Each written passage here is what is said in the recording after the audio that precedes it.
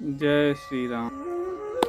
वाल्मीकि रामायण के अध्ययन समागम में आप सबका स्वागत है, अभिनंदन है। और श्री सीताराम जी से निवेदन है कि आप सबकी मनोकामनाएं पूर्ण होते रहें, शुभ हो, मंगल हो। श्री गणेश स्वस्ति केचित् तदा वदत्। और जिनके पास उस समय नहीं था या जो संभव नहीं था, तो उन्होंने उनके मंगल कल्याण की कामना किया, विनती की, प्रार्थना किया। आयुष्यम अपरे प्राहुर्मुदा तत्र महर्षयः। बहुत से ऋषियों ने उनके लिए दीर्घ आयु की याचना किया, भगवान से प्रार्थना किया। ददुश्चैव वरान सर्वे मुनयः सत्यवादिनः। और सभी ऋषियों ने उस समय लवकुश को वरदान दिए कि आप स्वस्थ रहें, चक्रवर्ती हों, कल्याणकारी हों, यशस्वी हों। ऐसे वरदान ऋषि मुनि दिया करते हैं। फिर कहने लगे ऋषि, आश्चर्यम इदमाख्यानम मुनिना संप्रकीर्तितम। अरे आश्चर्य की बात है, मुनि जी ने इतना अच्छा आख्यान लिख डाला, इतनी अच्छी कथा लिख डाली, ये तो बड़े आश्चर्य की बात है। परम कवीनाम आधारम समाप्तम च यथाक्रमम।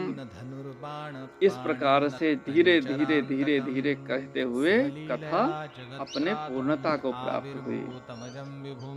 और यह कथा अन्य लोगों को क्यों सुननी चाहिए, क्यों इनका पाठ करना चाहिए, इससे हम लोगों को क्या लाभ होगा, तो उसको बता रहे हैं। अभिगीतम इदं गीतम सर्वगीतिषु कोविदौ आयुष्यम पुष्टिजननम सर्वश्रुति मनोहरम। इसको हमको सबको पाठ करना चाहिए। हमें आयु मिलती है। आयु कैसी मिलती है? सुख, समृद्धि, लग्जरी लाइफ जिसे कहते हैं, तो उस लग्जरी लाइफ हमें मिलती है। और इसके बाद में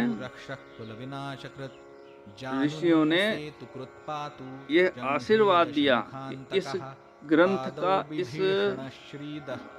रामायण का जो गान करेगा, पाठ करेगा, उनको ये चीजें प्राप्त होंगी। अब यहाँ से जो छेड़छाड़ करने वाले थे, उन्होंने अपनी चीजों को जोड़ा।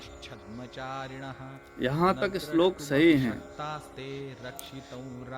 क्योंकि उत्तरकांड में, इसी वाल्मीकि रामायण में सीता जी के दोबारा वनवास को जोड़ा था।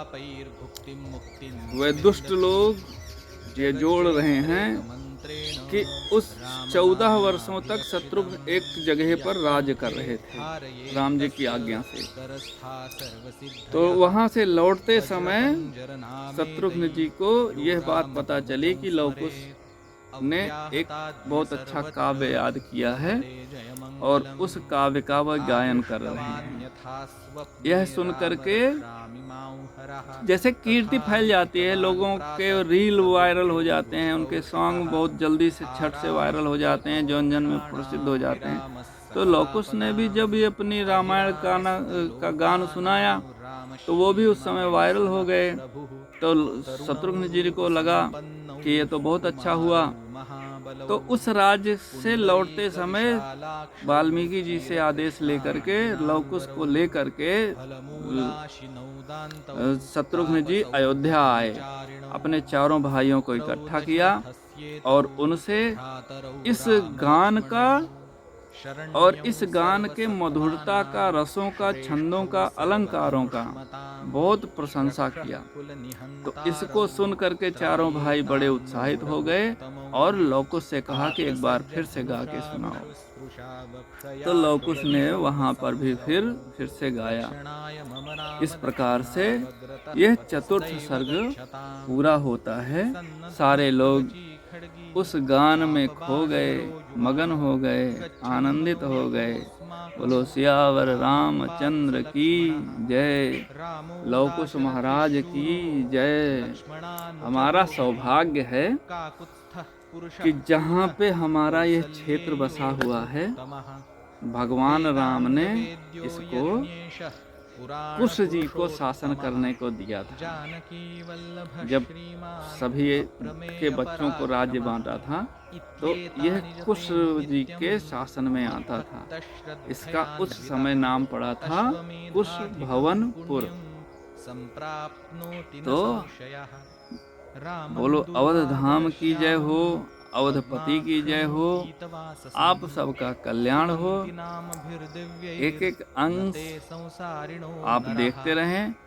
इस चैनल के सब्सक्राइबर कम हैं, इसलिए आपसे निवेदन है कि आप इसे सब्सक्राइब कर लें। आपका बहुत बहुत धन्यवाद। आपका मंगल हो। जय श्री राम।